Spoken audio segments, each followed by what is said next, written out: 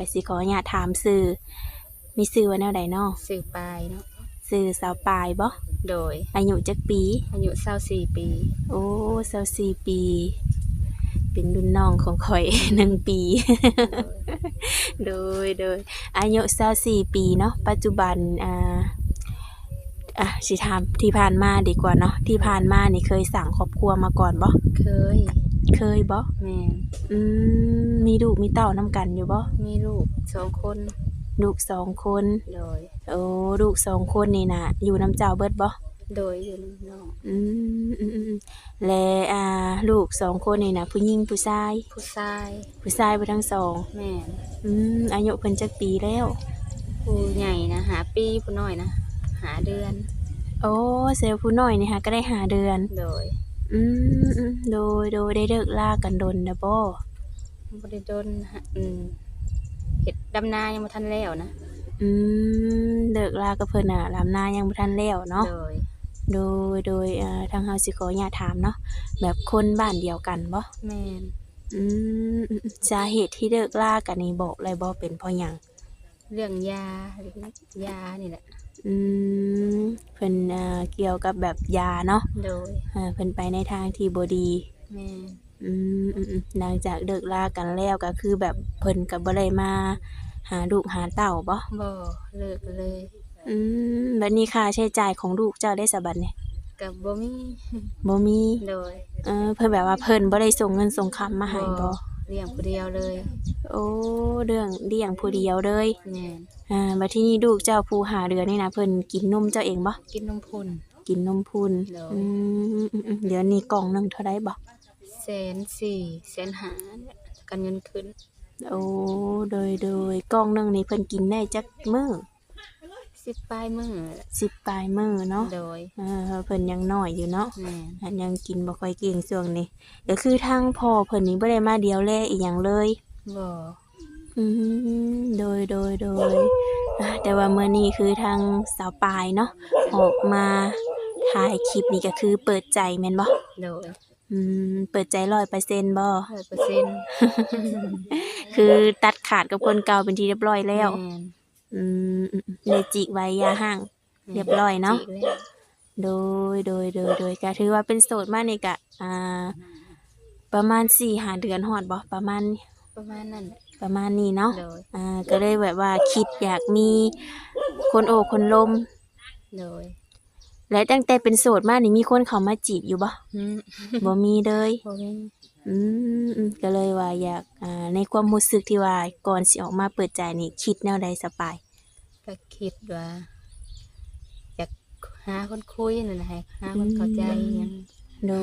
ยแล้วทางสปายนี่อยากโอ้ลมแบบหนุ่มทางไหนทางไหนก็ได้เนาะบ่ได้จำกัดเข้าใจกันแล้วพอให้เขารับได้นะโดยมีลูกมีภาระโดย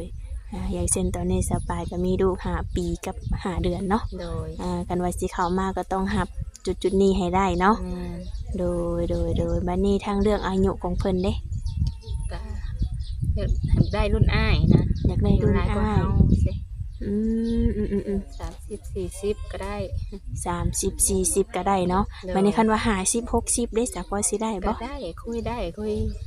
กันเบิ่งเข้าใจก็ได้โดยเพื่อว่าเพิ่นอาจสิเข้าใจเนาะเพราะว่าเพิ่นใหญ่กว่าเฮาเด้เนาะอยากได้แบบว่าคนที่นำพาเฮานะเป็นเสาหลักแบบนี้โดยก็คือบัดนี้เรื่องนิสัยใจคอเพิ่นเอาคนแบบใดใจดีเข้าใจกันโดยใจดีเข้าใจกันเนาะโดยก็คือหักลูกหักเต้าเฮาพร้อมเนาะลูกเต้าเฮาโดยแล้วผู้ชายแบบใดที่ว่าสาวปายนี่สิบ่เอาเข้ามาในชีวิตอีกบ่เอาแบบลิ้นยาบ่เอาแบบผู้ชายลิ้นนะบ่เอาแบบว่าผู้ชายติดดินติดเที่ยวแม่นมึนเมามาหรือว่าติดยาเนาะแบบนี้ก็คือบ่เอาเนาะโดยคันว่าเพิ่นนี่แบบสูบยากินเหล้ากินเบียร์แบบนี้พอสิลมได้บ่หรือว่าบ่เอาเลยเนาะกินก็กินได้อยู่แต่ว่าอย่านักนะว่าบ่แม่นว่ากินมาแล้วก็ เมาแล้วจะมาให้ลูกให้เมียแบบสินะก็บ่เอา โด ก็บ่ไหวย แปลว่ากินแบบเวลามีเวียกมีงานซะเนาะ กินได้แบบนั้น โดยก็คือแบบว่าคันว่าอยากเพิ่นเข้ามาโอบมาร่วมนำในทางสาวปลายมีทางติดต่อให้เพิ่นบ่ มีทางเฟซ มีเฟซบ่ โดย เบิ่งดูคือสิให้เนาะอยากกินนมบ่หรือแนวไร อยากนอนแล้วโอ้ลงมาตลาด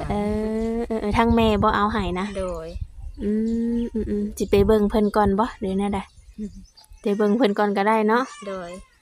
โจก่อนเนาะทุกคนก็โอเคเนาะมาแต่เบิ่งดูแม่นบ่ โดย อยากนอน เพิ่นให้อยากนอน อืม เอาอูไปให้เพิ่นบ่บัดนี้ โดย โดย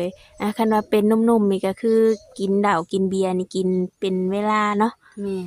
เป็นเวียก เป็ เป็น นเวียก งานคันว่ากินทุกมื้อนี่เนาะกินมาแล้วเมาตบตีบ่เอาเนาะ ว้าว บ่ โด เป็นครอบเป็นครัวมัน โด เบิดซะ ยคันว่าเริ่มต้นแบบสิสร้างครอบครัวใหม่อีกเทื่อหนึงก็เอาที่แบบว่ามั่นคงเนาะ โดย อืมคือทางสาวปายมีแบบพี่น้องจักคนบ่เอ้ยน้องเจ้านี่ มีอ้าย2คน แล้วก็เจ้าเป็นลูกสาวหล่าบ่ โดย โอ้เป็นลูกหล่าคันว่าเจ้านี่แบบมีครอบครัวอีกเทื่อหนึงนี่แนวใดต้องให้เพิ่นมาอยู่นํบ่หรือว่าไปอยู่นํเพิ่นก็ได้ ก็ในใจก็อยากให้มา โอ้คันแบบว่าอย่างเช่นแบบเพิ่นมาบ่ได้เด้ซะเฮ็ดแนวใด ก็ไปได้ ไปได้เนาะ โดย คือบ่ได้มีปัญหาหยัง แม่ คันว่าทางสาวปายไปไผสิอยู่นํพ่อนำแม่ ก็มีอ้ายคนหนึง ยังมีอ้ายเนาะ โดย โดยคันว่าทางหนุ่มไทยเพิ่นบ่สามารถมาได้ก็สามารถไปอยู่นํเพิ่นได้เนาะ โดย ในการไปต้องเอาลูกไปนํบ่ แม่ เอาไปนํไปสร้างไปสาอยู่พุ่นเนาะ โดย โดยเพราะว่าทางสมมุติว่าโอ้ร่มกับหนุ่มไทยนี่เพิ่นก็มีเวียกมีงานของเพิ่นเนาะ โดย โดยคันมาบ้านมาเมืองเฮาบัดจักเพิ่นสิหาหยังเนาะ แม่ จังสิกุมลูกกุมเมีย โดย สปายนี่อยู่หน้าทุกมื้อบ่ อยู่หน้าทุกมื้อ โอ้แบบบ่ได้เข้ามานอนบ้านนอนหยัง บ่นอนนาเลย โดยสิเข้าอีกเทื่อหนึงก็เพิ่นแล้วบ่แล้วเข้าบ่ โดยแม่ จังพอผู้บ่าวจังบ่ฮู้และสว่าโสดเนาะ อยู่แต่ไห้แต่นา โดย ทั้งสปายก็เคยได้ไปเฮ็ดเวียกเฮ็ดงานอยู่ไทยอยู่บ่ เคย ไปได้จักปี ก็ไปตลอดหาแล้วมาได้ลูกคนนี้แหละ โอ้ไปตลอดหักก็มาได้ผู้ลูกผู้ที่สองเนาะ โดย โอ้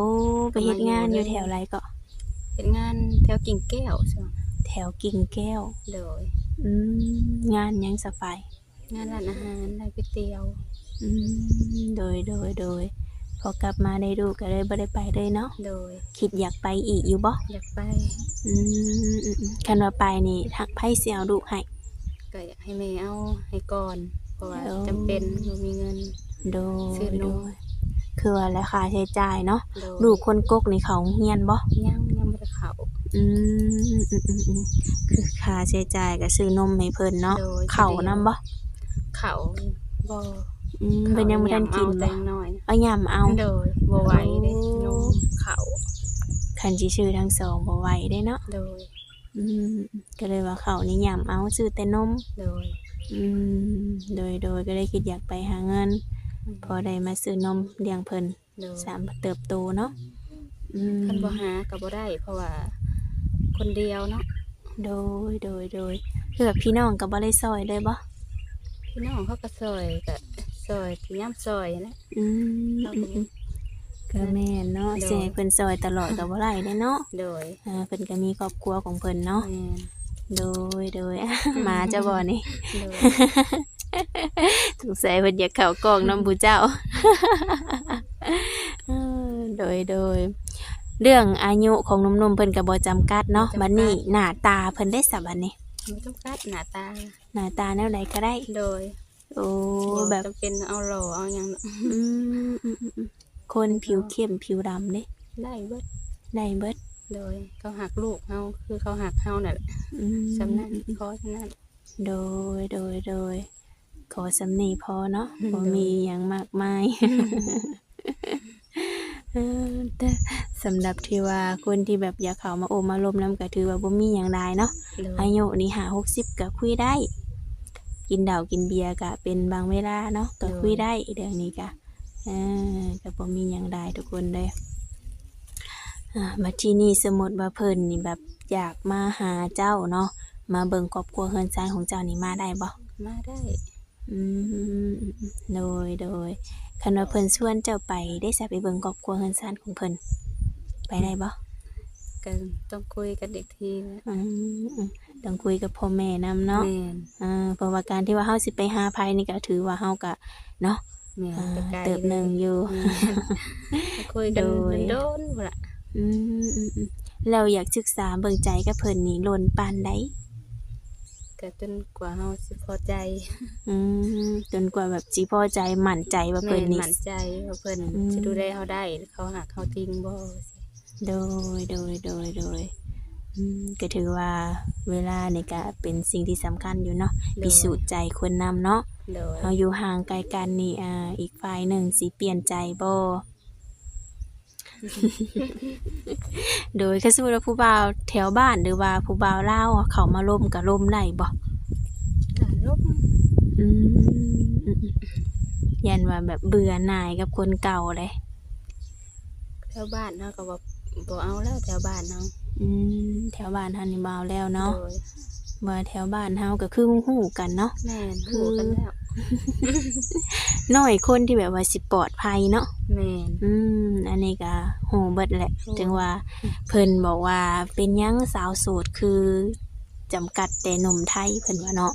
โดย และก็บ่จำกัดอายุหนึ่งมาเพิ่นก็เป็นผู้ใหญ่เนาะสอง โดย มาเพิ่นก็สิบ่ค่อยยุ่งกับพวกของพวกนี้เนาะ โดย มันเฮ็ดให้เฮาแบบเชื่อไว้ใจได้ โดย อืมโดยคือทางลูกน้อยนี่น่ะแบบเลี้ยงง่ายอยู่บ่แต่ละมื้อ ก็ง่ายอยู่ เพิ่นบ่ได้คอยห้องคอยให้บ่ แม่นบ่ค่อยห้องค่อยให้ แบบนอนนานี่มีไฟบ่นอนนาบ่มี โดย ค่ำมาได้สิเฮ็ดแนวใด หัวไผแหละ โอ้ ไปสวกหน้าเขาก็ โดยคือทางลูกแบบค่ำมามืดหยังเพิ่นก็บ่ได้ห้องบ่ได้ให้บ่ บ่ โอ้ถือว่าเลี้ยงง่ายเนาะ โดย บ่ได้พาเพิ่นแบบเมื่อนอนบ้านนอนหยังนอนแต่ไห้แต่นา มาแต่น้อย เออโดยและทั้งเฒ่าพ่อเฒ่าแม่เพิ่นนี่อายุจักปี ๆพอมัน40นะ เพิ่นก็ยังอายุบ่หลายเนาะ โดย ทั้งแม่ได้ซะ 30ปลาย อืมบัดนี้คันสมมุติว่าล่มผู้บ่าว5 60ได้ซะเพิ่นทั้งพ่อแม่นี่สิโอเคบ่ ก็โอเคแล้วแต่ลูก แล้วแต่ลูกเนาะ โดย เพราะว่าเฮาสบายใจอยู่กับไผก็ผู้นั้นแหละเนาะ แม่ โดยถือว่าบ่มีปัญหาเนาะเรื่องอายุนี่เนาะ โดย บางทีเพิ่นเป็นผู้ใหญ่กว่านี่เพิ่นมีเวียกมีงานเนาะมีอาชีพที่มั่นคง และเฮ็ดให้เฮาแบบในอนาคต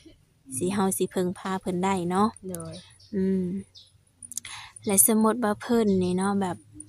คุยกันแล้วเข้าอกเข้าใจกันคันว่าเพิ่นสิมาห้องมาขอก็ถือว่าโอเคบ่ โอเค โอเคเนาะในเรื่องนี้เนาะคิดว่าจักปีจังสิพร้อมเริ่มต้นใหม่สร้างครอบครัวใหม่นี่ หลายปี ยังหลายปีอยู่แม่นบ่ โดย แต่ว่าตอนนี้ก็อายุ24ปีเนาะ โดย และ26 27พุ่นบ่ แต่ว่านี่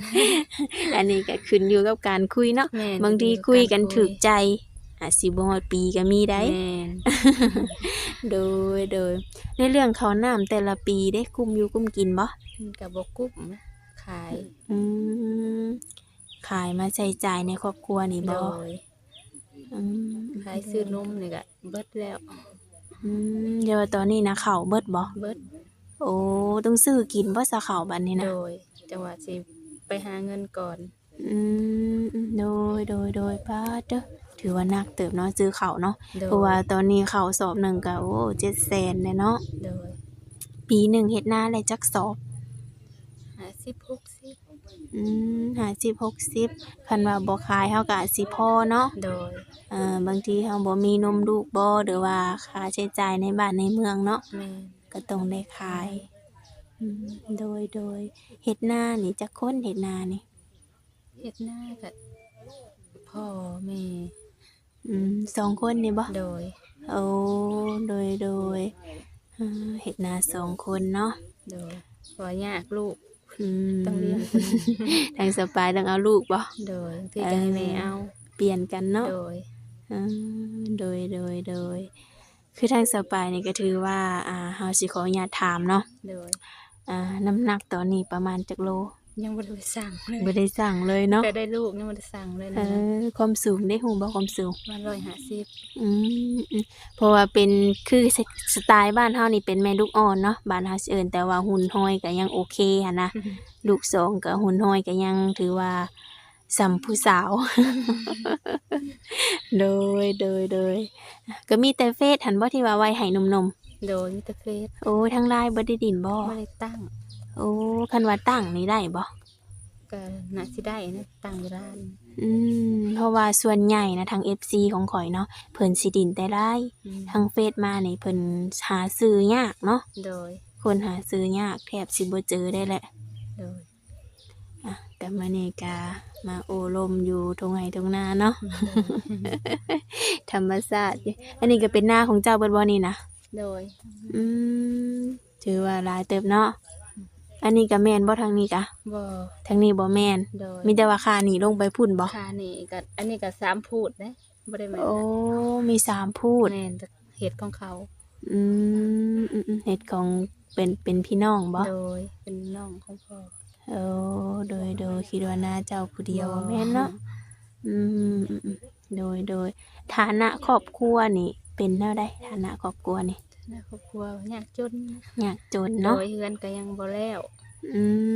เฮือนยังบ่ทันแล้วซ้ำเป็นเฮือนแบบไรที่ว่ายังบ่ทันแล้วนี่ เป็นเฮือนสองเป็นเฮือนไม้แล้วก็